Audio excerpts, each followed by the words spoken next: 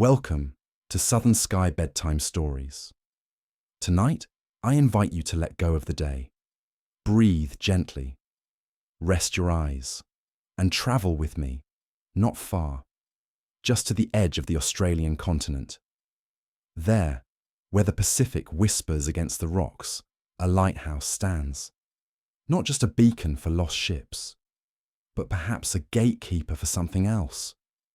What you're about to hear is told in quiet tones, in the stillness between tide and time. It's a true bedtime story, about light, about memory, and the sea that remembers everything. This is The Lighthouse at Cape Byron. Let us begin. You mustn't be afraid of the dark, not here, not now. The sea doesn't sleep at night. It never has. It only grows quieter, softer perhaps, as though it's listening to something, to someone. At the easternmost edge of the Australian continent, beyond where the land dares to stretch, rises a lonely white tower, the Cape Byron Lighthouse. Built in 1901, or so the books say, it has watched over the waters longer than any soul alive. It stands like a sentinel, endlessly blinking its bright eye toward the open ocean, guiding ships that pass in the night.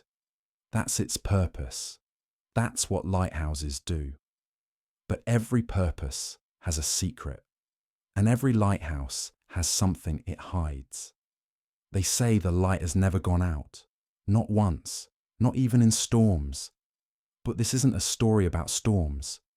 It's a story about what happens when the light does go out, for exactly 1 minute at 2:43 a.m.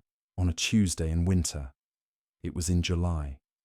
The air was sharp with salt, windless, and the moon had fallen behind thick clouds like a shy child peeking from under a blanket. The only soul awake on that cliff at that hour was Elias Kincaid, the keeper. A man of routine, a man of silence. 63 years old, ex-Navy, twice widowed and stubborn as barnacles. Elias had been the keeper at Cape Byron for 17 years. He never spoke much to the tourists, never answered local reporters.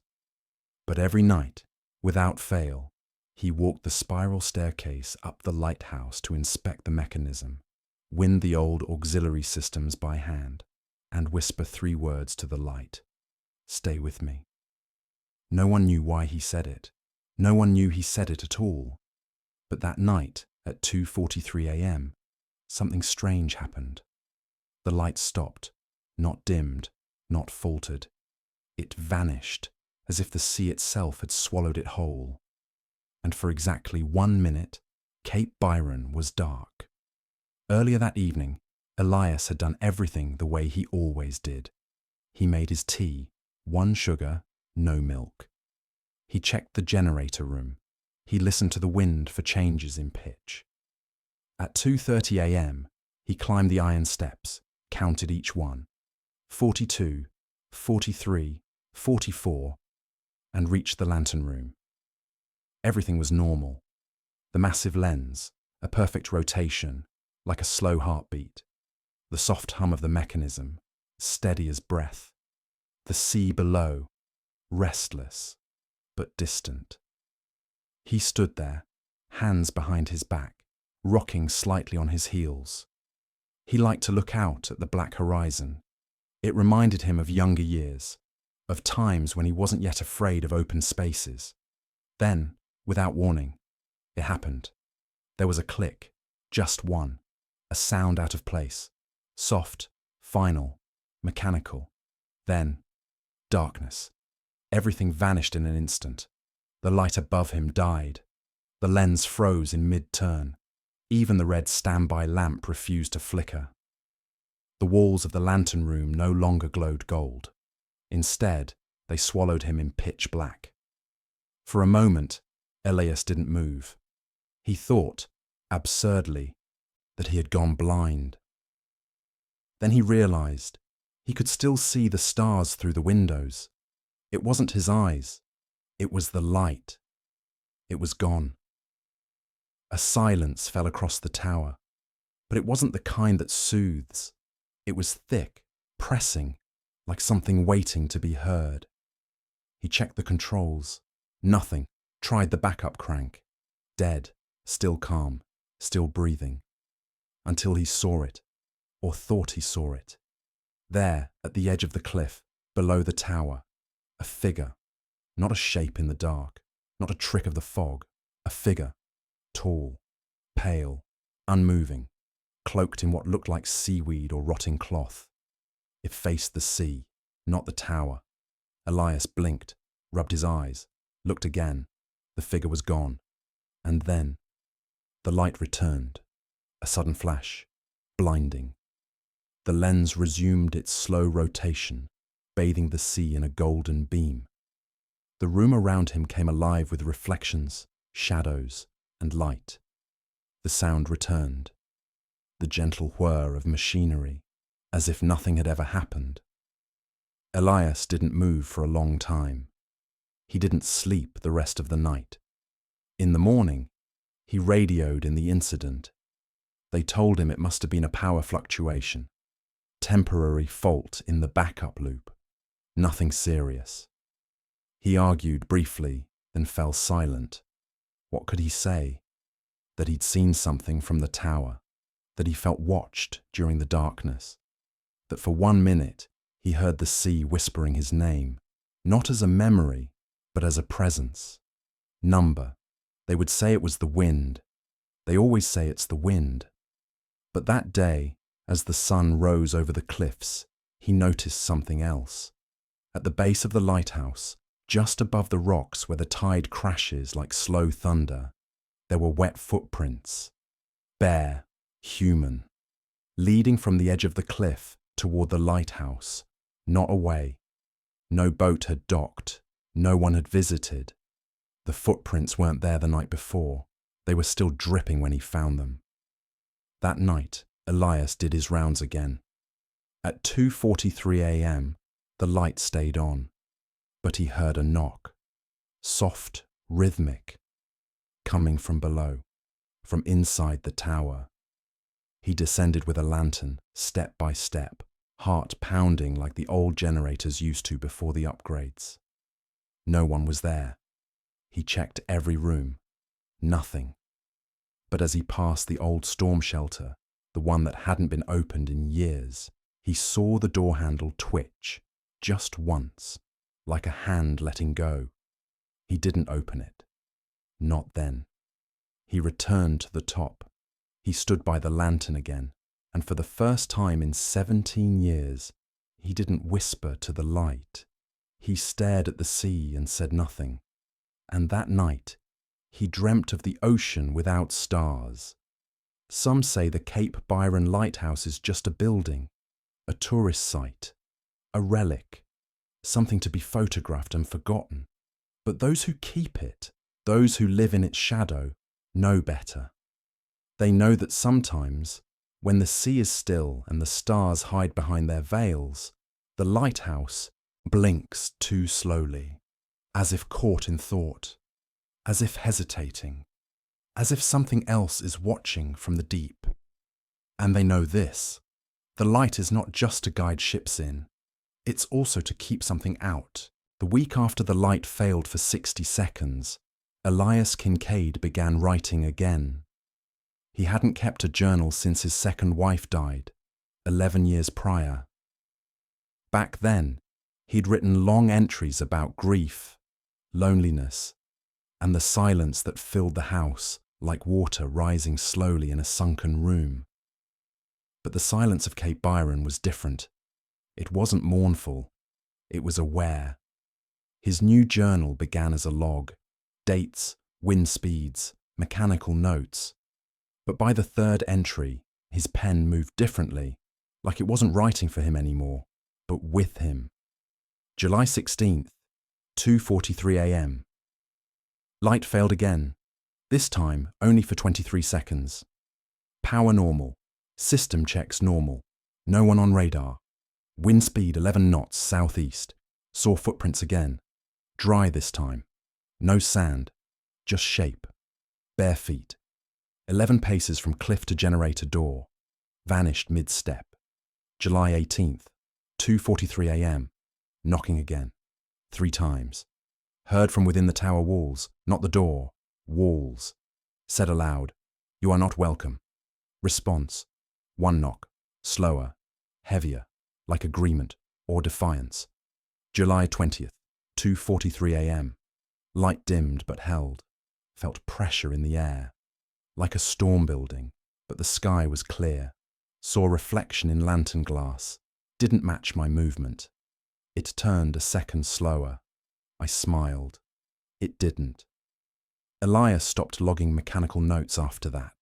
He knew what was happening wasn't technical.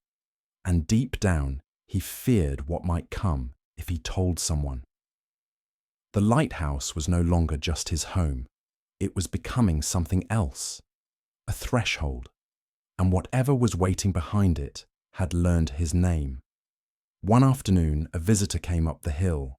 A woman in her 30s, wearing a sun hat and heavy boots, holding a leather satchel worn from rain. She introduced herself simply, Maeve Harron, researcher. "Just passing through," she said, "doing a piece on coastal anomalies." Her voice had a clipped British lilt, but her gaze was all wrong for a tourist. She didn't look at the ocean, or the light, or even the architecture. She watched Elias, like she was listening to something inside him. "Are you alone here?" she asked casually. Elias nodded. "Always." "Has the light ever gone out?" He paused. "Not since 1901, he replied. She smiled faintly, as if expecting the lie. "May I come in?" she asked. "No," he said. She didn't argue, just handed him a small folded paper from her satchel. "If it happens again," she said, "don't trust what knocks." Then she walked back down the hill, never turning around. Elias unfolded the note after she was gone. Inside, scribbled in dark ink, were 5 words. "The sea forgets nothing. Ever." That night, he didn't sleep. Instead, he sat at the very top of the tower, oil lamp by his side, journal open. He thought about calling the mainland. He thought about writing a formal report. But what would he say? That the lighthouse was being haunted, possessed, watched.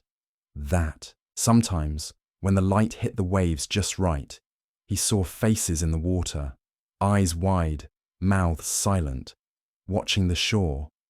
Or that when he walked the spiral staircase now, he felt someone descending behind him, always 1 step slower. Number. He couldn't say that, because part of him had begun to wonder if the lighthouse wasn't breaking. Maybe it was waking up. On the 5th night, at 2:43 a.m., the light didn't just fail. It turned inward.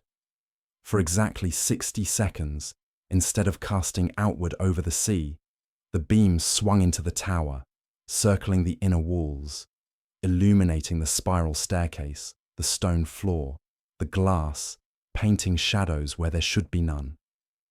Elias stood frozen. And that's when he heard it.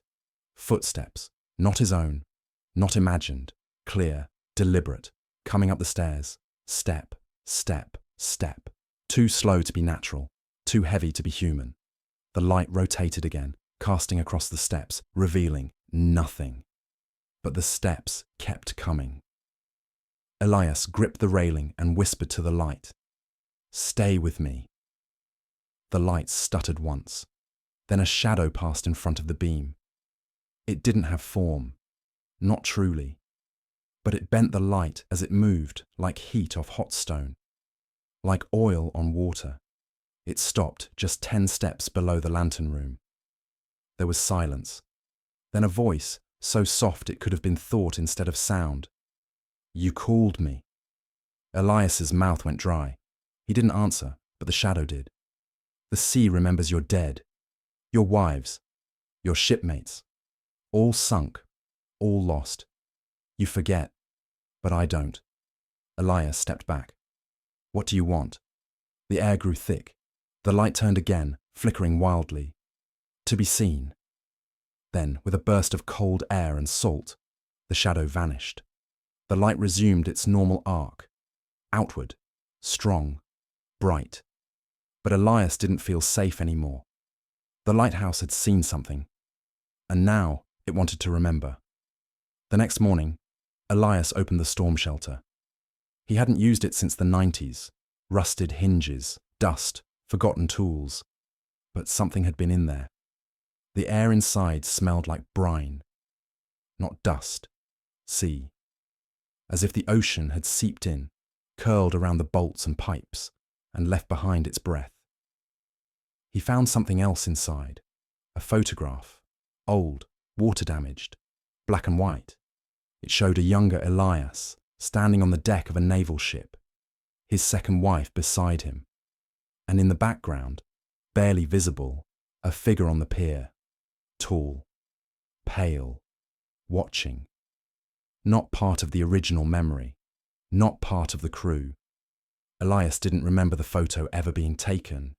He burned it in the furnace below, but the flames sputtered as it caught, and for a moment, in the smoke curling upward, he thought he saw her face, his wife, mouth open, screaming. That night, Maeve returned. No knock. She was just there, on the steps outside, holding a notebook and a box. "I told you," she said. "It doesn't forget," Elias let her in. She opened the box. Inside, old journal pages, photographs, ink sketches of distorted human figures, half sea, half shadow, and one object wrapped in oilcloth, a beacon lens fragment, cracked and blackened. "This was from Whale Rock Light, off the coast of Tasmania," she said quietly. "Collapsed in 78. No survivors. But before it went down, the light started turning in." Elias stiffened. "Like here." "Exactly like here." He stared at her. "What is it?" he asked. Maeve hesitated, then spoke slowly. "Something older than light. Older than memory. Something the sea made and forgot to unmake. It can't cross into land. Not easily. But a lighthouse is a bridge," Elias finished. "Yes." She handed him the cracked lens. "Yours is still whole, but it won't stay that way." Outside, the wind picked up. Waves crashed harder below. The lighthouse stood steady, but something beneath it had begun to move. On the 7th night, the wind changed. Elias had always trusted the wind. It told him more than any radar could. When a squall was coming, it spoke in higher tones. When storms rolled over the coral sea, the wind shrank, pulling in tight like a breath held too long. But this was different. It didn't warn. It listened. It didn't sweep past the lighthouse like usual. Instead, it coiled around it, as if circling, as if testing the shape of the tower. The whistle it made in the slats of the wooden windows sounded too close to words, like some language in reverse, spoken by someone who had once heard humans speak and tried to imitate it with wind alone. Maeve had stayed through the day. She hadn't planned to, said she would leave before nightfall. But when dusk came and the lighthouse's long shadow stretched out toward the sea, she didn't move. Neither of them mentioned it. They sat in the generator room beneath the tower, lanterns lit, the box of artifacts between them. The cracked beacon lens fragment shimmered strangely under the yellow light, like it absorbed instead of reflected it. Elias finally asked the question he'd been avoiding. "What does it want?" Maeve didn't answer at first. She ran her fingers over a page from one of the old journals she'd brought. The writing on it had faded, but the sketches remained. Jagged, chaotic, limbs that weren't human, mouths that didn't close, a form without symmetry, like the sea had tried to imagine a man and failed. Then she looked up. "It doesn't want anything," she said. Elias frowned. She leaned forward, voice low. "You want I want. Even ghosts want. But this thing, it doesn't need. It doesn't want. It only remembers. And it remembers being seen. The wind howled against the glass above them. Then, somewhere within the tower, came the footsteps. Not up the stairs this time. Below. Under the foundation. Beneath the stone floor. Not loud. Wet. Like something walking across an underwater corridor.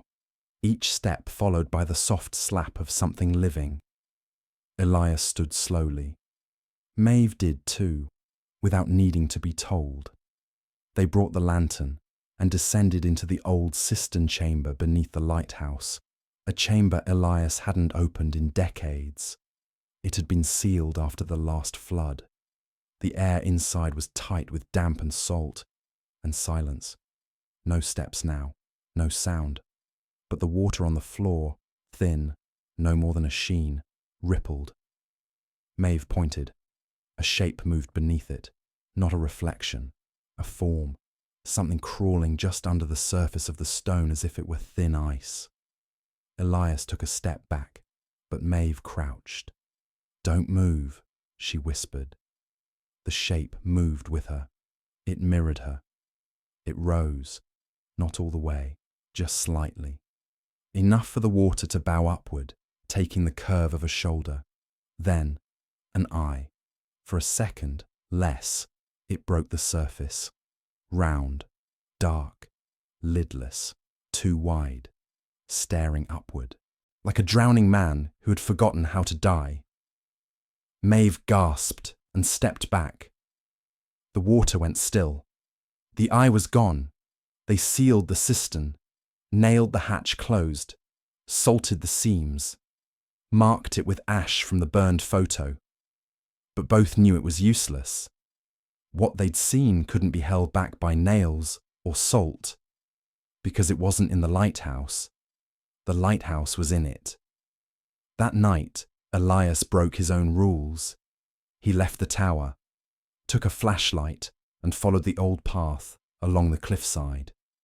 The one tourists used in daylight and locals whispered about at night. It wound along the coast, through the brush, toward a place marked on no modern map, the Drowned Cut. He'd found the name once in a yellowed book in the back of the Byron Bay Library, a map drawn in ink and madness. Drowned Cut, 1796, etched beside a crude drawing of a split in the rock, where waves poured in like blood into a wound. It was there, legend said, that the first lighthouse keeper, Abel Rowe, had disappeared. He was found weeks later, naked, kneeling in the lantern room, mouth open, no eyes. He had clawed words into the wooden floor with his fingernails. "It wears the sea like skin." Elias reached the cut near midnight. The sea crashed far below. No light, no moon. But something stirred in the depths. He knelt at the edge and whispered, "What do you remember?" The answer didn't come in words. It came in a pull. His chest tightened. Breath thinned. Like the sea was dragging something out of him. Not air, not blood, but memory. He saw his first shipwreck. The boy who didn't surface. The scream he never heard but always imagined. He saw his second wife's eyes, glassy and lifeless in the hospital bed. He saw himself, alone in the tower, whispering to a light he believed in more than God. Then, deep beneath the waves, a hand rose. Just fingertips at first, then knuckles, then the wrist, but it didn't break the water. It hovered just below, pushing against it. The sea held it down like a lid. Elias staggered back, breath ragged. He turned and fled up the path, heart pounding. And as he reached the base of the lighthouse, he saw it. Footprints, wet, fresh, leading not from the sea, but from the inside of the tower, outward. He hadn't left the door open, but it was swinging in the wind. Maeve met him at the door. "I saw something," she whispered. He nodded. "I think," she continued, voice breaking slightly, It's wearing your face. They didn't sleep. They sat in the generator room again, light flickering. In the distance, the beacon turned, outward still, but too slowly, like it was resisting or stalling. At exactly 2:43 a.m., the light stopped. But this time, it didn't go out. It turned inward again. Only, not just around the lantern room. All the tower lit from within, like it was a candle, like it had become a signal not for ships, but for something. Beneath the earth, the walls trembled, not violently, but expectantly. Then, knock, once, twice, 3 times, not from the door, from the mirror in the stairwell. Elias turned slowly. The mirror was old, warped with age, silvering flaked off in patches, but in its surface he saw himself. Only, he wasn't moving. His reflection stared at him, eyes black as the sea, mouth slightly open. Then it whispered, "I kept the light." The glass cracked, just a hairline, just once. But that was enough. Elias smashed it with a lantern. Flames bloomed, smoke hissed, and in the brief glow he saw shapes behind the wall, faces pressed against stone, as if the lighthouse no longer had walls at all, but windows into somewhere deeper, somewhere wetter, somewhere remembering. The next morning, Maeve packed. "I've seen enough," she said. Elias didn't try to stop her, but before she left, she handed him one last item from her satchel. An audio reel, old, labelled in fading ink. Cape Byron Incident, 1966. "I found it in the archives," she said. "They tried to erase it. It's a recording from the old keeper. Before you. Listen to it, but only once." Then she walked down the path and vanished over the hill. Elias stared at the tape, and far below, in the stone cistern beneath the lighthouse, the water began to ripple again. From below, the old reel-to-reel recorder hadn't been touched in years. Dust caked its spools. The belts were dry, cracked. Elias spent the afternoon bringing it back to life. Cleaning, oiling, rethreading. He worked in silence, despite the sound, no, presence, of the lighthouse, pressing down on him like a low, constant pressure. Not a noise, a feeling. It was like being in the lungs of something breathing shallow, waiting for the next inhalation. By nightfall, the machine was ready. Elias placed the reel Maeve had given him onto the spindle. Its label was nearly unreadable now. Cape Byron Incident, 1966, J.P. Wheeler. Redacted, do not file. He pressed play.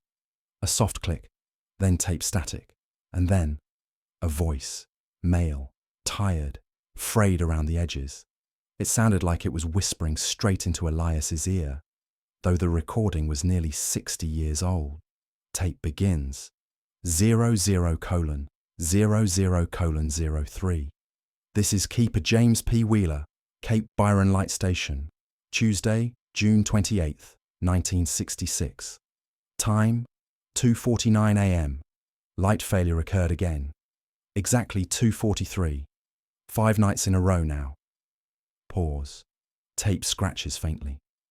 A distant soft dripping sound begins in background. I've inspected the generator. Auxiliary. The manual crank. Even the lens. No faults, no cracks. But the failure. It's not mechanical. I know that now. Another pause. The voice becomes hoarser, more hesitant. Tonight, I saw something at the base of the cliff. A tall man, maybe. But wrong. He wasn't wet. He should have been. Waves were crashing hard. But he stood dry, looking up at me. He waved once. That's when the light died again. Sound of a match being struck. Breathing. I thought lighthouses were supposed to keep things out. But now I wonder if maybe they hold something in. Something we never finished sealing, sudden distortion in the tape. Then, silence. followed by a long, slow inhale not belonging to the speaker. I tried to pray tonight, but the sound of the waves came through the chapel floor. I think it was saying my name. Whispering, barely audible in the background. James. James. I've written to the Commonwealth, but no answer. I think they know. They left this place for a reason. We're not alone here. Another pause. Then one final line, whispered so softly Elias had to replay it 3 times to hear clearly. Tell the next keeper, never answer the knock. Elias sat still long after the tape ended. The room had darkened around him. The silence in the tower wasn't complete anymore. It pulsed. As if the recording itself had stirred something, reminded the lighthouse that it had been forgotten, that someone had turned their ear to it again, that someone was listening. He looked up the stairwell. The light above was still turning, outward as usual. But Elias didn't trust it now. Not fully. That night, he made preparations. He boarded up the mirror in the stairwell, bolted it down with rusted pipe, segments. He redrew the old salt circle around the cistern hatch, adding oil from the lantern and lines of iron filings. He took the photograph Maeve had left, an old grainy shot of the Whale Rock light the night before it collapsed, and pinned it to the wall. In the photo, there were 6 faces in the lens reflection. Only 4 keepers had been stationed there. At 2:43 a.m., the light dimmed, then stopped, then reversed. Again, it turned inward. This time, the change came with sound. Not a knock, not footsteps. A slow creaking, like the tower was a ship, flexing against a rising tide. Then, voices, not speaking, chanting, low, rhythmic, foreign, as if coming from inside the very stone, in a language that didn't know the shape of human mouths, but tried anyway. Elias descended toward the source. The chanting grew louder with each step down, not ahead of him, inside him. By the time he reached the generator room, he was clutching the walls for balance. Not from weakness, but because the stone seemed to pulse like a living thing. Like the lighthouse was breathing in reverse, exhaling memory, inhaling silence. He opened the cistern chamber. The water inside was boiling, but cold. Steam rose, but carried no heat. Shapes moved beneath it again. This time, not just one. He saw a dozen faces, all familiar, all impossible. His first wife, his second, James P. Wheeler, Maeve, though she had only just left. Then, his own. Each face surfaced for a split second before sinking again, mouths open, whispering his name. Elias. Stay with us. Keep the light. He turned to run, but the door wasn't behind him anymore. The staircase was gone. Only stone. As if the lighthouse had rearranged itself while he wasn't looking. Or worse, had revealed what it had always been. He stumbled backward into the chamber. The lens fragment Maeve had left flared bright in his pocket. He pulled it free, and the faces in the water screamed. Not loud, not painful, but like wind shrieking through a broken door. He threw the fragment into the cistern. The water turned black instantly. A ripple shot across the floor. The chanting stopped. So did the pressure. The stone went still. The water lay flat, and in the reflection, only his own face remained. Just him. Just Elias. For now. He woke the next morning on the lantern room floor. How he'd gotten there he didn't know. The lens turned normally. The light was outward facing. The sea was calm. No chanting. No whispers. He checked every room. All normal. Except the cistern hatch. It was sealed from the inside. That afternoon, a delivery came up the hill. No one had sent for it. Just a box. Wooden. Old. Nailed shut. No return label. Inside was a fresh lens. No note. Only a single slip of paper. folded neatly between the glass and padding. 5 words, the same ones Maeve had shown him before. The sea forgets nothing, ever. He didn't replace the lens. He left the cracked one in place. It turned slower now, but the light remained on.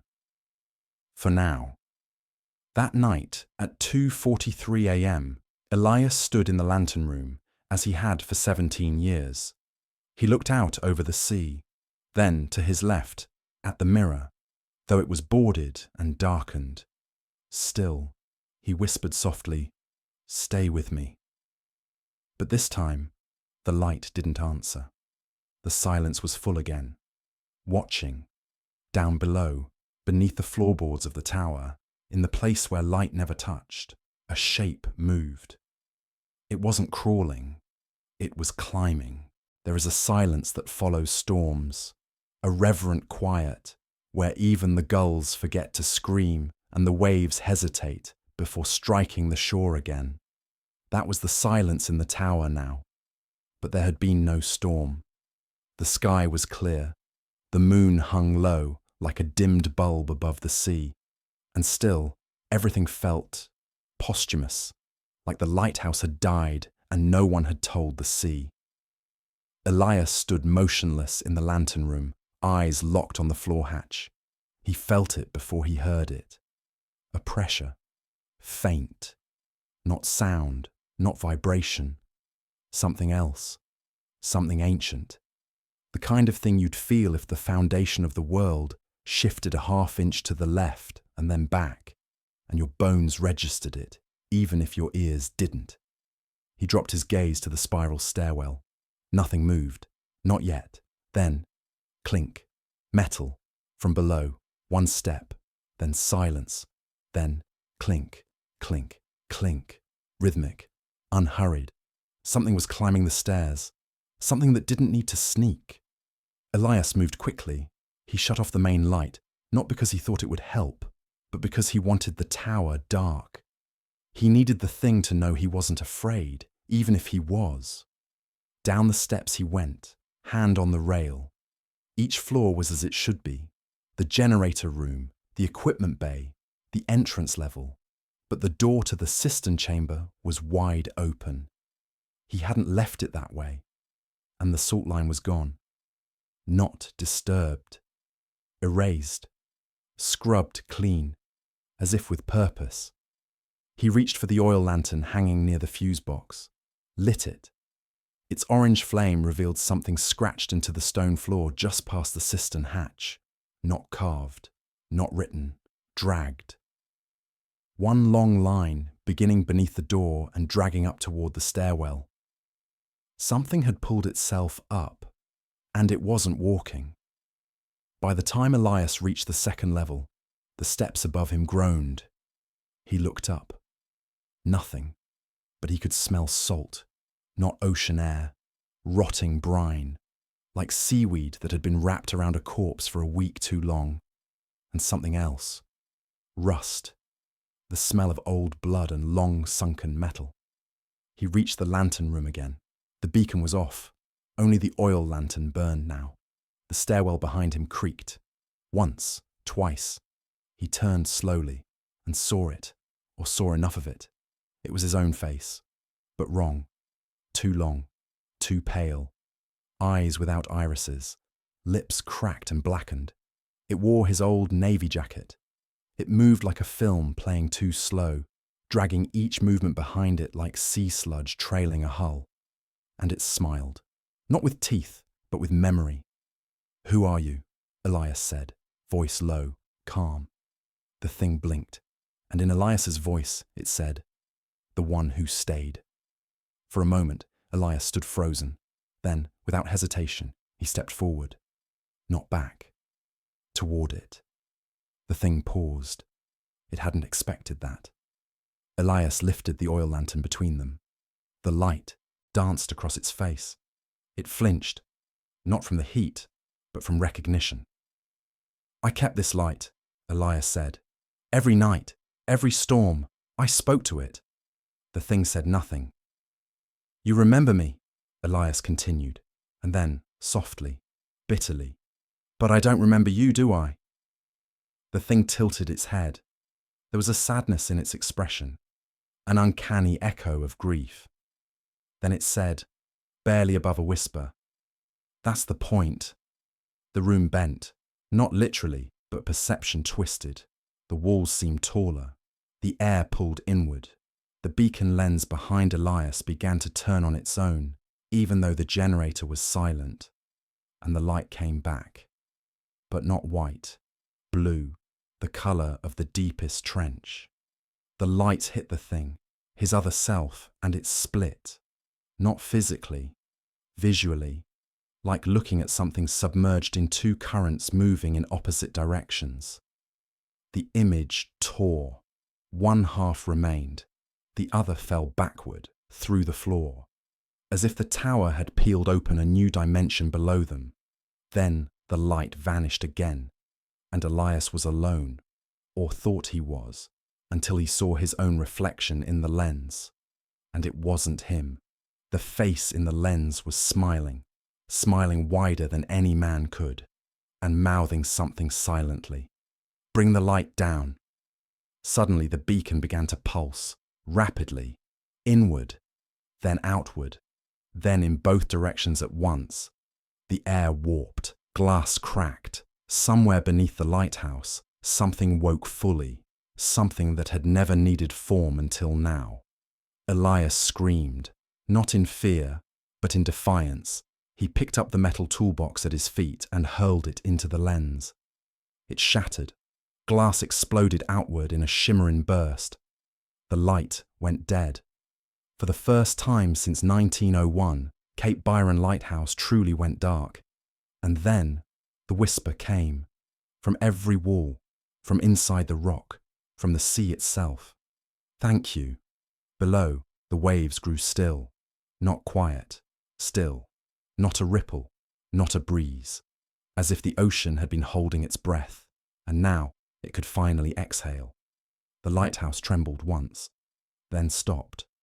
The spiral staircase groaned as if relaxing. The metal door at the base swung shut on its own, and the mirror on the third floor cracked diagonally, from corner to corner. Elias staggered from the tower just after dawn.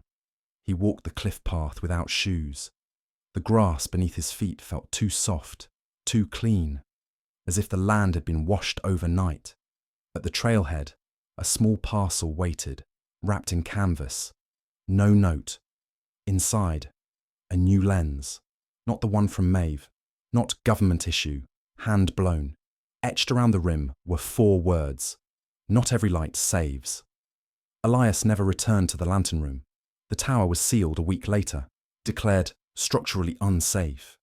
Maeve never came back. No one claimed the audio reel. No one mentioned the delivery. But some nights, from the beaches, near Byron Bay, locals say they still see the light blink, not from the tower, but from the sea, from beneath it. One long blink, at 2:43 a.m., every Tuesday, like an old habit that refuses to die.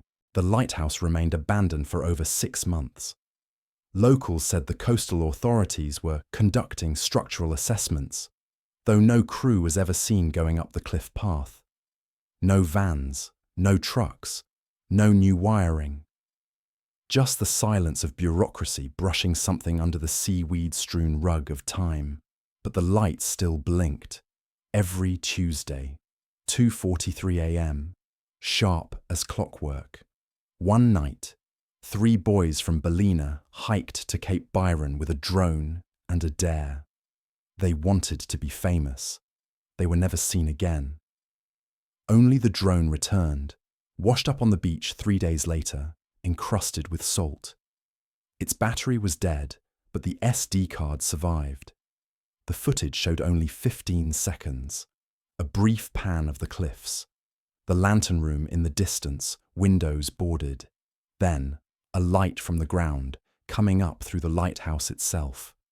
The final frame, a face reflected in the drone's lens. Not one of the boys, no one human. The incident made the news briefly, then was buried by a larger story in Sydney. but people remembered.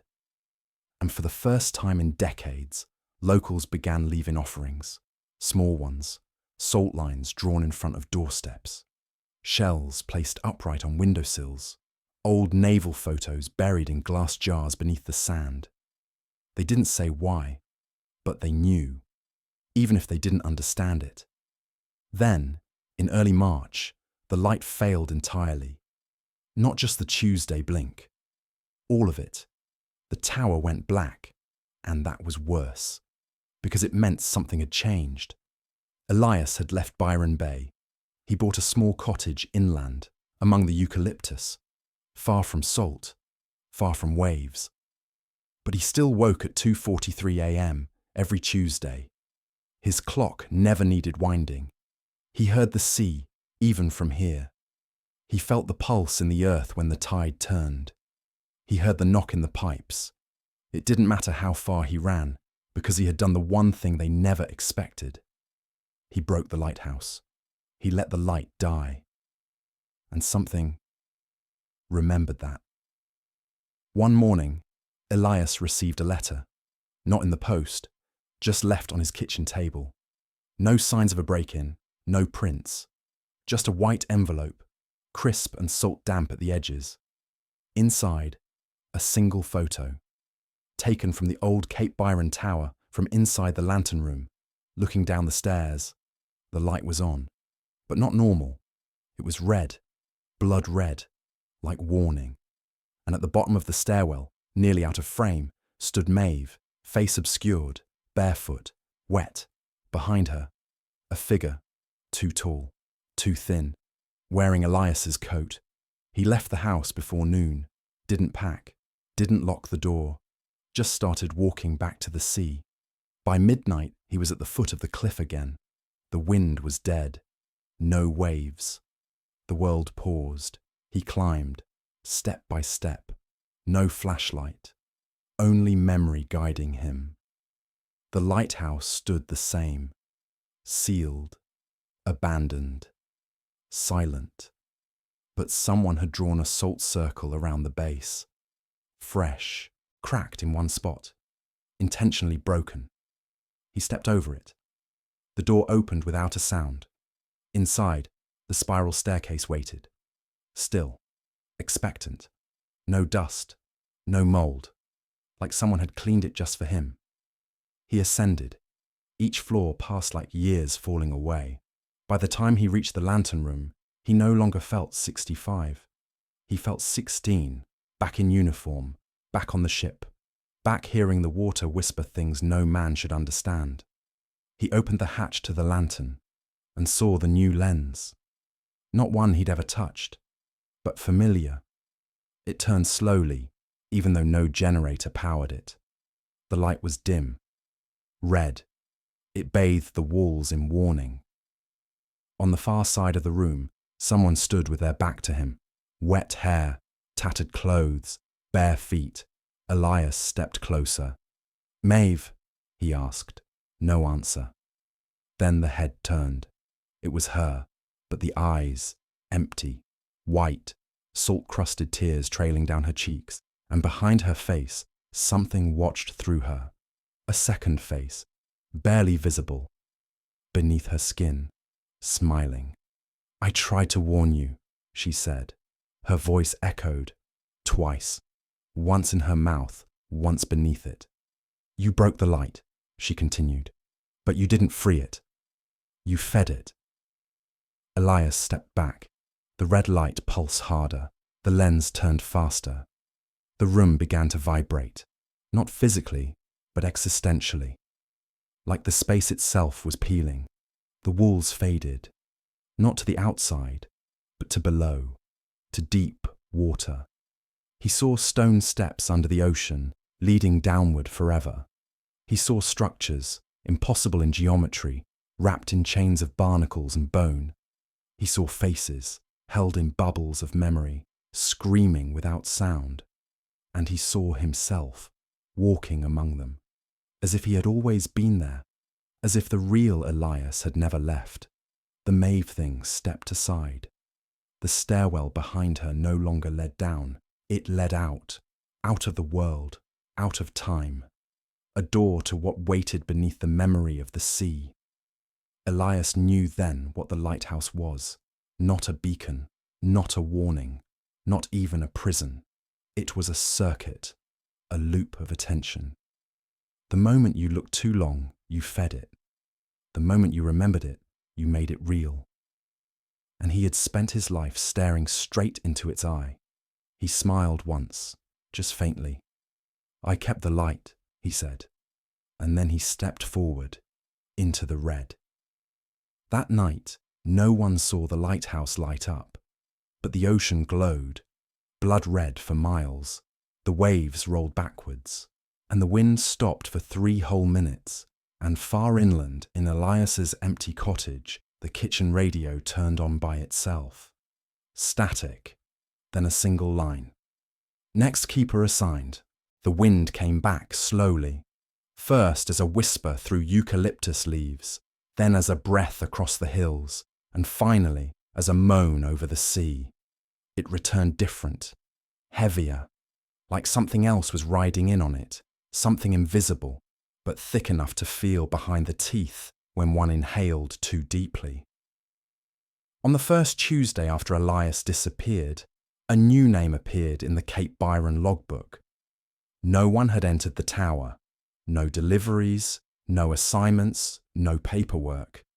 But there it was, written in ink not sold in any store, black with the faint shimmer of crushed pearl or maybe bone dust. Keeper, R. Kellen. No one knew a Kellen, no one had applied, no government official could find records of a transfer.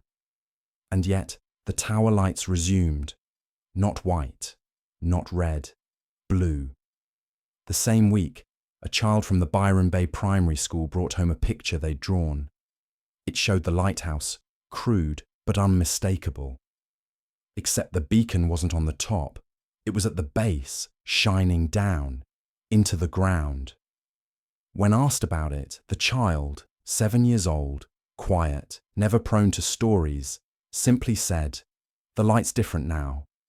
It's looking for something." Meanwhile, 300 kilometers down the coast, Maeve Harron's university files vanished. Her name struck from grants, publications, academic papers. When her office was opened by campus security, the only thing inside was a sealed envelope. Inside, a note in her handwriting. One line, "I didn't make it back." Back at the Cape, R. Kellen made no public appearance, but subtle changes crept across the landscape. A new path opened behind the lighthouse, one that didn't exist on any survey maps. Birds stopped flying over the cliff, turning sharply mid-flight as if avoiding a silent barrier. Tourists who hiked to the site found their watches all stopped at 2:43 a.m., no matter the time of day. And every Tuesday the sea at Byron Bay changed hue. Not red anymore, not black, but an iridescent colour not found in any spectrum. Painters who tried to recreate it forgot what they'd seen the moment the brush touched canvas. Photographers found only static on their SD cards. Divers claimed the reefs beneath the Cape were shifting, literally moving, like the ocean floor was breathing in its sleep. Then came the shipwrecks. 6 in as many weeks, no storms, no malfunctions. Ships simply veered right into the rocks. Every surviving captain gave the same excuse. "The light told us to." Someone finally went to investigate. A young volunteer from the local environmental agency named Theo Granger, curious and skeptical, hiked up the hill with a drone and a GoPro. He live-streamed the whole thing. Viewers watched as he reached the base of the tower. He laughed at the salt line, stepped over it, knocked on the door like a fool. "Hey, Kellen," he joked into the camera. "Time to give us a tour." Then he turned around to look out over the sea, and he froze. Not like he was scared, like he had heard a sound only he could hear. He walked to the edge, set the camera down facing the tower, and stepped off the cliff. The camera caught everything, except his fall. Only the ocean, still, waiting. After that, the area was closed permanently. The cliff fenced, trails blocked. But it didn't matter. The lighthouse still spoke. 2 radios, to wind chimes, to cracks in drywall. If you listened just right, through static or rainfall or the hush before a power outage, you might hear it. A pulse. Low. Ancient. Not mechanical. Biological. A pattern emerged. Everyone who heard the knock, the real one, the one behind the walls, reported 3 stages. Dreams of drowning in air instead of water. Familiar faces appearing in mirrors, watching instead of reflecting. A final sound, like a voice under the sea, calling their name. After that, they were never seen again. No struggle, no goodbye. Only absence. Then, one Thursday in late June, a curious thing happened. The light at Cape Byron went green, just once, for 10 seconds, then dark. And when it went dark, the stars blinked, all of them. Just for a moment. A single planetary breath held too long, then exhaled. And somewhere in the deepest trench off the continental shelf, far below where machines can reach, a door opened. Not a literal one. Not stone or wood or iron, but a breach in the pressure of knowing, of memory. A seam in collective human awareness that split wide enough for something old to step through. It didn't need to rise. It only needed to be known. That night, every lighthouse along the coast of Australia reported phantom activations. All lights on. No personnel inside. All beacons facing inland. And far away, in a derelict hospital ward in Hobart, an old man who hadn't spoken in decades suddenly sat up in bed and whispered. It's climbed. Then collapsed, blood leaking from his ears. Name, James P. Wheeler. Date of death, recorded. Body, missing the next morning. Only a trail of salt water leading out the door. And still. The sea does not sleep. It only waits. Because now the lighthouse isn't keeping anything out. It's guiding something in. And every Tuesday at 2:43 a.m., it blinks. Once. As if to say, I'm still here. I still remember. Do you? In a dusty room at the far end of the National Maritime Archives in Canberra, beneath floors lined with forgotten naval logs and lighthouse blueprints, a woman named Clara Renly discovered a file that shouldn't have existed. She was an archivist, one of those rare souls who still believe that knowledge, if hidden long enough, becomes power, and that bureaucracy wasn't just red tape, but ritual. She didn't believe in ghosts. She didn't believe in cursed towers or sea spirits or whatever folklore was whispered in coastal towns after too many beers. Until she opened File 243B. There was no request on record for File 243B. No catalogue entry. The box had no dust on it. Inside, a reel of tape labelled Cape Byron Final Broadcast. A series of photographs dated decades apart, all taken from inside the lantern room, always with no visible photographer. A single page, handwritten with no signature. The ocean is not deep because of water. It is deep because of time. Time we tried to bury. Clara, of course, listened to the tape. She brought it home with her that night, against protocol. Set it up on her antique reel player. She poured a glass of wine, expecting nothing more than garbled nonsense. But as the tape began, something else happened. The temperature in her apartment dropped, the windows sweated, and her breath fogged. The voice on the tape wasn't static. It wasn't machine distorted. It was clear. This is Kellen, the last keeper, not by choice. The light failed at 2:43. The silence came after, but the sea never went quiet. Not once. She paused the tape, fingers trembling. Something about the voice. It wasn't just that it sounded familiar. It was her voice, speaking in a tone she'd never used, older, slower, tired in ways she hadn't yet earned. She rewound, played again. Same voice, her voice. But she had never recorded it, not in her life. She let it play. We thought the lighthouse was a barrier, a seal. But it's not. It's a wound, a tear in the land where time bleeds back into the ocean. The sea didn't rise to drown us. We rose to escape it. We built the lighthouse to warn others, and then we forgot why. Suddenly, her lights flickered. The reel kept turning. A low hum filled the room, not from the player, but from beneath the floorboards. She stood, and then, just as she reached the window, knock, one knock, on her mirror, the one across the room. She turned slowly and saw herself, only not quite. The reflection was off by a second. It smiled too soon, and the eyes, black, reflecting waves that weren't in the room. The tape hissed once, loudly. Then, do not answer. Not the knock, not the call, not the whisper in the pipes, because the moment you do, it remembers you, and then you're already part of it. The tape stopped, burned itself, literally smoked and crumbled into ash. Clara didn't sleep that night. She didn't return to work. Instead, she submitted her resignation via handwritten letter. No contact information, no explanation, just a single line. The sea has archives older than ours. She moved to a small cabin in the Northern Territory, hundreds of kilometers from the ocean. But even there, the knock followed. Every Tuesday. At 2:43 a.m., the mirror fogged, the wind sang, the sea remembered.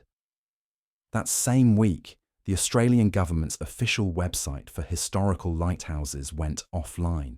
The entire Cape Byron section was replaced with a single placeholder image, a green light flickering over a dark ocean. No description, no metadata, and every attempt to reload the page caused the user's computer to freeze at 2:43 a.m., regardless of their time zone. Across the world, other archivists began whispering. Those in Cornwall, in Reykjavik, in Nova Scotia. They'd seen the same patterns. Lighthouses losing power, towers glowing from below, phantom ships rising out of fog banks and vanishing. But it was always the same time, always the same message. The sea forgets nothing. The light remembers you. Someone started keeping a list, unofficially.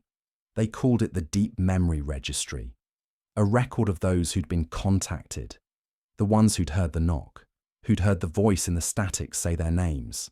The list started at 13 names, then 72, then 400, then thousands. The only common thread? Every person on the list had, at some point, spent more than 2 minutes looking at Cape Byron Light, online, in person, in dreams. 2 minutes. That's all it took. And somewhere not on any map, not in any tide chart, the lighthouse turned inward again. Its light no longer white, no longer red, no longer blue. Now, translucent. A light that wasn't a colour at all, but a reminder. And at its base, R. Kellen waited. Eyes closed, mouth open, hearing every name whispered back by the sea, one by one, in a list that never stopped growing. And in Clara's mirror, in the cabin far inland, the reflection leaned forward and whispered to her, "You're the next archivist." No official agency acknowledged the Deep Memory Registry, but they watched it. You could feel their fingers behind the curtain, shadowy edits to web archives, sudden retractions of reports, military sonar tests inexplicably rescheduled after a quiet anomaly. But the list kept growing. More names, more timestamps, each entry tied to a location, a fragment of sound, or a mirror image that didn't sync. And all of them began to whisper the same coordinates. 28 degrees, 38 minutes. 30 seconds south, 153 degrees, 38 minutes, 16 inches E, Cape Byron Lighthouse. But the maps began to fail. Digital services like Google Maps, satellite overlays, even naval navigation software, all began to blur Cape Byron after February 6th. At first, it was subtle. The tower pixelated. The shadow of the cliff warped, like the digital stitching had come undone. Then came the glitch. At 2:43 a.m., local, every map reset to the 1800s version, a historical overlay that didn't exist in the active codebase. People who clicked too long were rerouted, not by the app, by the voice, the one in the speaker, in the fan, in the fridge coil at 2:44 a.m., humming not a song, but a pattern. And those who followed that pattern, physically or mentally, were changed. They didn't disappear. They became mirrors. People who seemed normal during the day, but who no longer blinked in reflection. People whose watch hands spun counterclockwise from 2:43 to 2:42 to 2:41, and then just stopped. People who stared too long at the ocean and then said things like, "It's waiting in the deep. It's already here. We built land to forget." And then the real map failed. Not digitally, geographically.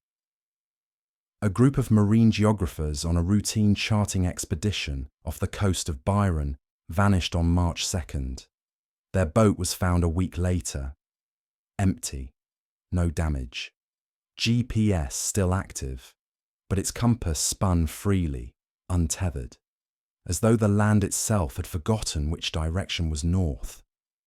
The last footage from the vessel showed something no one could explain, a shoreline that shouldn't exist, not cliffs, not beaches, a colonnade of stone rising from the water in perfect intervals, curving away from the known world. It looked like a temple had been buried under the Pacific and had just begun to lift its face to the sun. And there was a light above it. Green, faint, blinking. A voice whispered on the radio 1 second before the footage cut out. It said, "You have reached the place where the map ends. Memory begins here." Back in Canberra, Clara Renly received a package. No return address. Inside, a strip of kelp bound in string and a single compass. The compass needle pointed down. She knew what she had to do. She drove north. She didn't stop for fuel, didn't stop to sleep. At each town she passed, the clocks flickered at 2:43 a.m., no matter the hour. Radio stations dropped into static at the same moment, whispering numbers in languages not spoken on Earth. When she reached Byron, the sky felt wrong, too shallow, like the stars were part of a ceiling. She climbed the cliff by foot. The path was gone, but she remembered it, and that was enough. She crossed the broken salt line, knocked on the lighthouse door. No answer. It opened anyway. Inside, footprints, wet, leading upward. The spiral stairs hummed, not from machinery, from memory. She climbed, 1 step at a time, each one sinking backward into her own life. She remembered the day she first read about Elias, the day she saw her face in the tape, the dream of being pulled beneath the waves, lungs full of time instead of water. And at the top of the lighthouse, there was no lantern, only a mirror, black, tall, and it reflected her as a child. The child looked up and said, "We remember you." Clara touched the mirror. It felt like warm skin. It rippled. And then it opened, not like a door, like a question, the kind you don't answer, the kind that answers you. She stepped through, and instantly she was in the ocean, but not drowning, floating between now and then. She saw the tower rise beneath her, an inverted lighthouse, roots stretching downward into an impossible architecture, stone steps lined with mirrors, each one showing someone else stepping through. Different faces, different centuries, same time, 2:43 a.m. And there, deep in the trench of memory, she saw it. Not a creature, not a god, not a ghost, just an idea sleeping, the idea of drowning, of loss, of forgotten light, a pure embodiment of what humanity fears when it looks at the sea and cannot remember why. It opened one eye, and it saw her, not to judge, not to hurt, only to remember. Then Clara screamed, because in that moment she realized she was not the Archivist anymore, she was the next keeper. And from the top of Cape Byron Lighthouse, the light blinked once more. Only this time, it was green and black at the same time, a colour not meant to be seen but understood. The world did not end. But something began to wake, something old, something beneath the sea and beneath our thoughts. And its first word back into this world was, continue. They say memory is like water. It can be deep, cold, and treacherous. It can carry you away if you fall into it unprepared.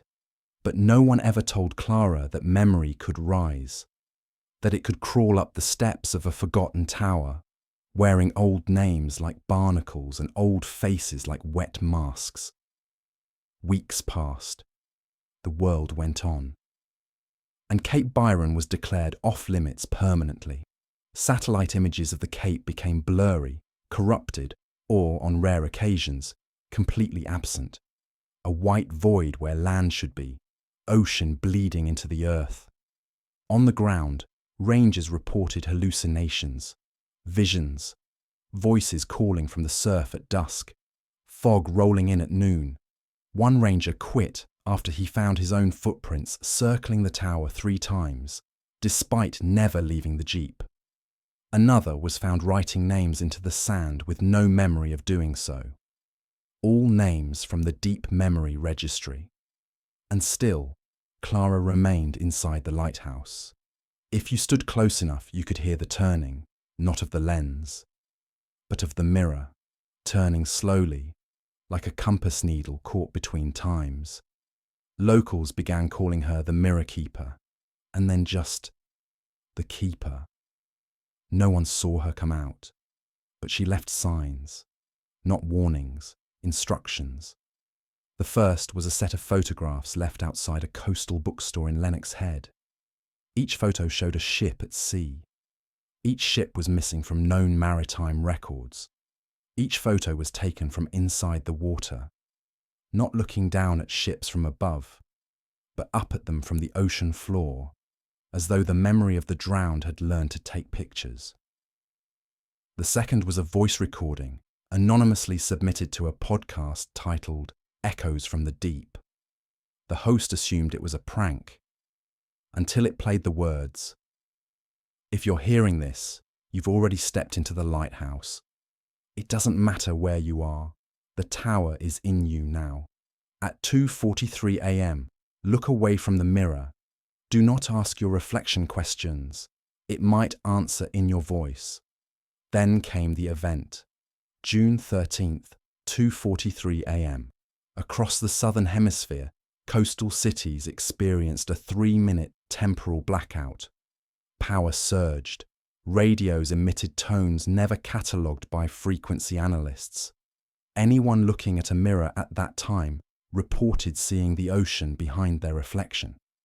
Some swore they saw the lighthouse, not just from Cape Byron, but lighthouses long dismantled or destroyed. Whale Rock, Aramoana, even Point Duraz. The light was the same, green-black, pulsing once, and then gone. A week later, survivors, those who'd seen it and hadn't gone missing, began to write, but not in their own words. They transcribed languages they'd never learned, symbols they couldn't read, drawings of architecture that should not stand upright, curves where there should be corners, and doors that opened sideways through time. Every single survivor wrote the same phrase beneath their notes. The surface is not where the ground is. The surface is where memory ends and the ocean began to change. Not visibly, not yet, but sailors knew. They began charting false islands, places that appeared in radar, reflected in the clouds, and then vanished when approached. The sea whispered in their bones. Old wrecks rose, barnacle-covered and gleaming with impossible luminescence, only to dissolve when touched. And at the heart of it all, the tower turned inward again. Then Clara spoke, not aloud, not publicly, but to the deep. She became the voice that echoes in those moments before sleep, when your mind drifts towards something it can't quite name. She began to appear in mirrors just as you look away, not to scare, but to remind, to keep the list growing, to keep the light alive, because something must remember, and that something is you. People across the world began to dream the same dream. They climb spiral stairs endlessly. At the top is always a mirror, and in it, they don't see themselves. They see a lighthouse beneath the sea, blinking once every minute, calling. It is no longer a location. It is an inheritance, a burden passed through memory, fear, and time. You do not find Cape Byron anymore. It finds you. In photos you never took, in reflections that breathe, in the silence before thunder. And now, every Tuesday at 2:43 a.m., the light returns, sometimes from a tower, sometimes from the sea, sometimes from the corner of your room where no light should be. The light is not here to save you. It is here to say, you are not forgotten. You are part of it now. And it remembers everything. There is a place in Tasmania, deep beneath an abandoned radar station on Mount Barrow, where the walls hum softly between 2:40 and 2:50 a.m. The building no longer exists on maps. It's been stripped of wiring, antennae, and documentation. But the hum persists. They call it the Whisper Archive. It started as a covert Cold War listening post. Back then, they believed the hum was Soviet interference. After the collapse of the USSR, they believed it was cosmic background noise. After 2001, they stopped trying to explain it. Now, the only people who come are those on the deep memory registry. They arrive without invitation, sometimes from other countries. Some don't remember how they got there. They enter the silence of the mountain, and they listen, not with microphones, not with ears, with whatever is left inside them that still knows what fear felt like before birth. The room at the heart of the Whisper Archive is soundproofed, but at 2:43 a.m., no insulation matters. Everyone hears the same thing, a voice, low, patient, and so impossibly old it doesn't sound spoken, it sounds remembered. It says, "We were lighthouses before we had bodies. We warned ourselves, but we came ashore anyway." Clara Renly's name reappeared that year, not in a government database, not in any publication, but etched by hand into the lead lining of the Whisper Archive's foundation, written backwards, as if scrawled from the other side of the stone. Next to it, a short phrase, "Keep the reflection moving." Some have interpreted that to mean the mirrors must always be watched. Others believe it's something else, that when the reflection stops, when the image in the mirror freezes, even for a second, that's when it can enter. That's when it remembers you. And now, there's talk of the ninth light. No one knows what it is. But the phrase has started appearing, spray-painted on tunnels, scribbled in library margins, whispered by children in sleepwalking states. The first light warned. The second guarded. The third broke. The fourth climbed. The fifth forgot. The sixth listened. The seventh blinked. The eighth opened. The ninth reflects. It's believed the ninth light is not a structure. It is not a place. It is not even now. It is you. Because reflection, after all, requires a surface. And what better surface than memory? What better light than the kind that doesn't shine, but reminds? And so, the world begins to change, subtly, not with fire or flood, but with recognition. Shadows no longer move exactly as they should. Tides rise at the wrong hour, and yet no flooding follows. People report being seen by their reflections, not just watched, but truly noticed. Some start whispering to their mirrors before bed, not out of madness, but reverence, like prayer, like apology. And in lighthouses across the world, those long disused, those kept by old men and old ghosts, lights blink in unison. Every Tuesday, 2:43 a.m., across continents, across oceans, one blink, not bright, not loud, but true, and far below the Pacific, in a trench that cannot be mapped, the lighthouse breathes. Yes, breathes. Not as metaphor, not as poetry. The structure has grown lungs, of memory, of pressure, of time. It inhales our attention and exhales reminders. There is no more keeper. There is no more tower. There is only the mirror line, a term whispered by the most secret divisions of governments who no longer pretend they're in control. They don't ask who built it anymore. They only ask, how long before it learns to walk? The answer may come from those who disappear. They do not die. They do not drown. They are archived, filed into the deep, recalled only when the light calls their name back into the surface. It is not punishment. It is not salvation. It is simply record-keeping.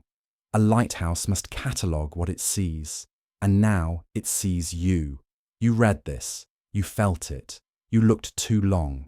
And so, at 2:43 a.m. next Tuesday, don't look at the mirror. Don't answer the knock. And above all, don't speak your own name, because the moment you do, it will remember what you forgot, and you'll hear the words, not in your ear, but inside the air. Continue. On the 1st of September, a deep-sea monitoring array 800 kilometers off the eastern coast of Australia detected something impossible. A signal, pulsing every 60 seconds. Not sonar, not geological movement, not whales. It was language, but not any known to mankind. It had rhythm, structure, repetition. And then, on the 43rd pulse, it shifted, mimicking Morse code, then human speech patterns, then something far older. It only transmitted 3 words, over and over. You forgot us! The signal was traced to a trench beneath the continental plate, deeper than the Mariana, impossible by every metric. But it wasn't coming from depth. It was coming from beneath memory, a layer we never charted because we never believed we could forget that much. The ocean was never deep because of distance. It was deep because of buried knowing. The signal was archived under the name Memory Fold 1, and only 10 people were authorized to review it. 9 of them went silent within a week. The 10th tried to broadcast it publicly. He was arrested before the upload finished. When agents searched his apartment, they found a mirror on the floor, shattered into 9 perfect fragments, each etched with a word in burnt salt. When placed together, it formed a phrase, "She's still climbing." Clara Renly, the keeper, still alive, still ascending the spiral, though there is no top anymore. The spiral goes inward, not upward. It circles not the light but the origin, and with every turn she remembers more. She remembers before Cape Byron, before humans, before continents held shape, when the sea still had a voice, not the waves, not the wind, but the witness. The witness was never a being. It was never alive. But it saw. It heard. It held everything. And when the first ship crossed its path, when the first sailor looked into the waves and felt recognized, the witness found form, lighthouse, lantern, mirror. Every time a ship passed the Cape, a little more memory leaked out. It needed a keeper to make sure it didn't leak too fast. It needed a listener to remind the surface that forgetting has a cost. And it needed a reflection to make sure the cycle could continue. You, because you heard the knock. You saw the mirror twitch. You felt the sea before you saw it. The weight of something watching through glass and gravity. Now, the signal changes. It no longer says, "You forgot us." It says, "You are ready. You will keep the light." And from deep within the trench, something rises. Not quickly, not threateningly, inevitably. A structure, stone at first glance, but not made by hands. It grows organically, a spiral, not unlike the tower. Only now it faces down, a beacon for the unseen beneath. Ships nearby go dark. Birds won't fly over the area. Tidal patterns invert. And the light, it begins to blink in dreams. People from Alaska to Tokyo report seeing a spiral staircase in their sleep, with a mirror at the top and a light behind it. Every dream stops at the same moment, 2:43 a.m., and they wake with the taste of salt in their mouth. Some speak a phrase they never learned. She's keeping the door open. And so the world turns, as it always has. Only now it remembers. The surface fractures, not physically, but symbolically. We begin to see things not hidden, but ignored. Words in stone that were never carved. Lights in oceans that were never mapped. Voices in radios with no transmitters. Some embrace it. They gather. They call themselves the reflected. They meet in towers, in foggy hills, on shores where the sea speaks clearest. They carry mirrors. They record waves. They chant the names of lost ships in reverse. They do not believe they're summoning anything. They believe they're answering. Others resist. They build fences around the lighthouses. They block the deep memory registry. They censor mention of Cape Byron, Whale Rock, Clara Renly, but their reflections know. And when they sleep, they climb the stairs too, and wake with water in their lungs, in the final file released from the Whisper archive. Before its power failure, the last phrase decoded from the signal was simple. The ninth light is lit. Continue reflection. Memory is awake. And if you're still reading, you've passed the mirror line. You've already heard the knock. You've already looked too long. Now, each Tuesday night, you dream of the lighthouse. It doesn't matter if you've never seen it. It doesn't matter if you don't believe. It's in you now. You are part of the spiral. You are part of the light. And one day soon, you will keep it. The spiral staircase never ends. Clara knows this now. It doesn't ascend or descend, not in any direction a human mind can hold. It simply folds. Each step is a moment forgotten.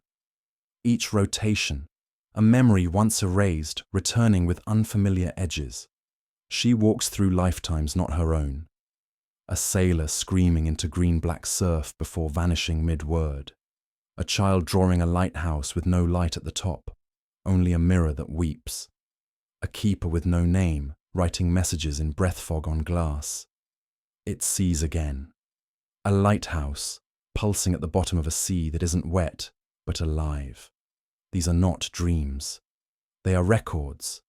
Memory archived by pressure, salt, and attention. And the staircase is the reading room. Clara reaches a landing with no door, only a wall made of polished obsidian. It reflects her face, and hundreds of others just behind her. Not people, not shadows, possible versions. Each one blinked away by history. Each one available again because memory has been revived. She touches the wall and hears her own voice speak. The lighthouse isn't real. Not in the way we think.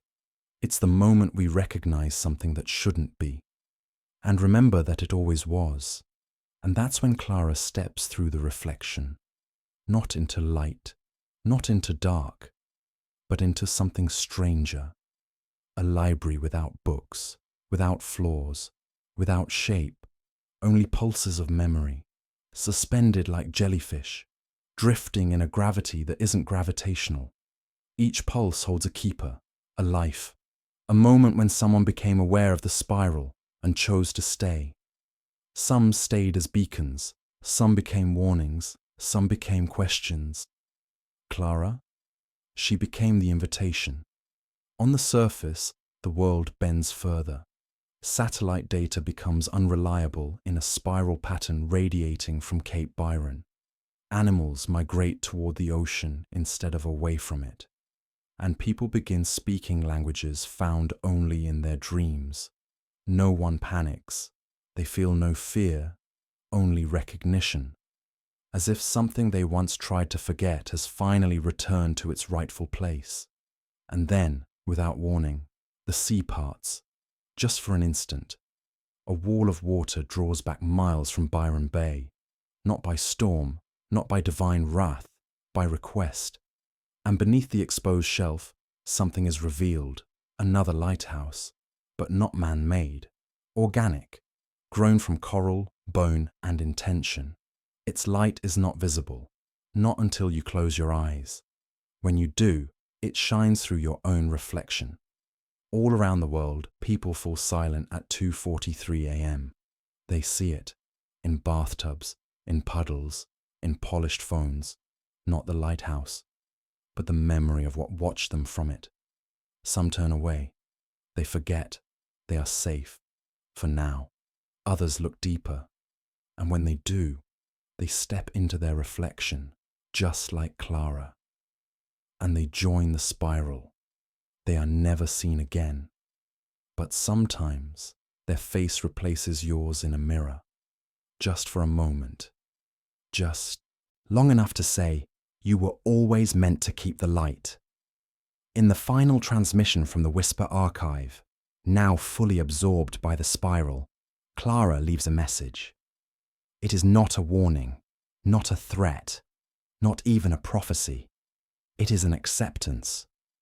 A phrase spoken by all who have stood before the mirror, seen the spiral, and felt the sea remember them. The lighthouse was never there to protect us from the ocean. It was there to keep something in us from going back. We failed. And now the spiral breathes in unison with the tide. The light turns, no longer outwards, but in. And when it blinks, you blink too. You may not know it, but your mirror does. And it's waiting. Because the next knock will not come from the mirror, or the door, or the sea. It will come from you. At 2:43 a.m., when you speak your name, if even once, it will answer. And it will say, you are keeper now. It starts with silence, not the absence of sound, the end of recognition, the kind of silence where even your thoughts echo off something else, something not in the room. That's what the world enters now. A slow erasure of the old rules, not through destruction, through reflection. Mirrors begin to hold images longer than they should.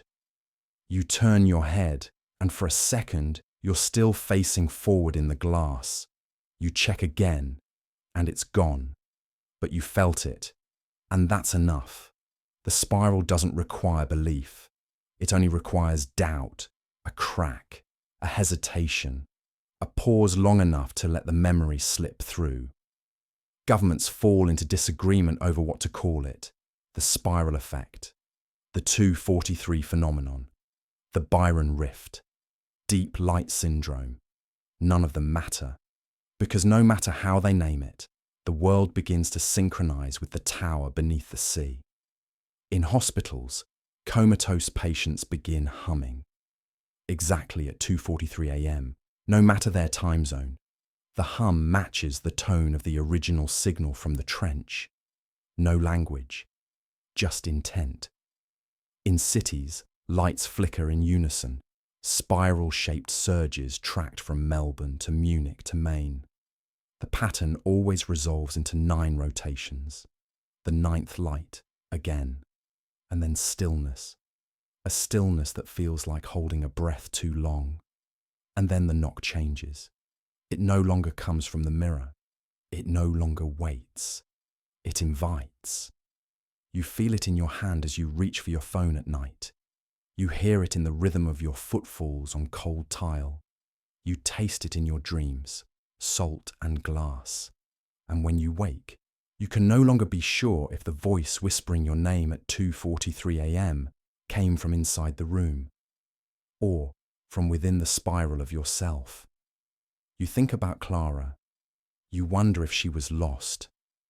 But lost is not the right word. She was remembered. And remembering, in the spiral, is the same as becoming. Across the world, those marked by the deep memory registry begin to disappear. But not all vanish. Some change. You see it in their reflections. Their eyes shimmer too long in glass. Their steps leave faint ripples in mirrors. And sometimes, when they speak, you hear the sea, not their voice. They are not keepers. They are reflections, facets of what the spiral has chosen to hold on to. And now, it's holding you. You feel it, don't you? You're not afraid. Not exactly. It's a curiosity wrapped in a memory you didn't know was yours. Maybe it was Cape Byron. Maybe a different lighthouse. Or maybe just a time as a child, when you stared into water and knew it could speak if it wanted to. It never did. Until now. This is the last reflection. There are no more parts. No more stairs to climb. No more stories to tell. Because you are the story now. And the spiral does not require pages. It requires witnesses. So remember this. Because when the light blinks, tonight, or next week, or a year from now, and the mirror answers before you do, you will finally understand what Clara saw at the end of the staircase.